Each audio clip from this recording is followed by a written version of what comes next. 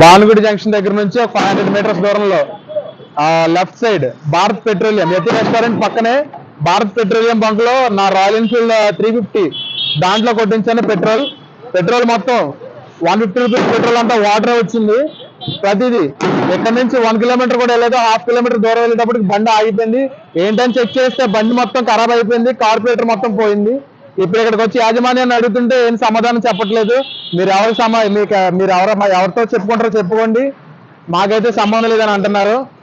మరి మేనేజర్ ఇక్కడికి వచ్చి సమాధానం చెప్పాలని మేము ఇక్కడ మధ్యాహ్నం 3 o'clock నుంచి ఇక్కడ మేము వెయిట్ చేస్తున్నాం. ఇప్పటి వరకు మాకు సమాధానం లేదు. ఒక అతను వచ్చారు, మేనేజర్ వచ్చాడు.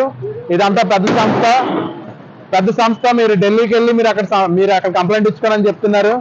మాకైతే సంబంధం లేదని చెప్తున్నారు. ఇలాంటి పెట్రోల్ వల్ల పబ్లిక్ చాలా మోసపోతుంది. ఇది సివిల్ సప్లైస్ వాళ్ళు ఎప్పుడైనా దాన్ని టెస్ట్ చేయాలి, ఎప్పుడు పబ్లిక్ కి మనం తెలిసేలా చేయాలి.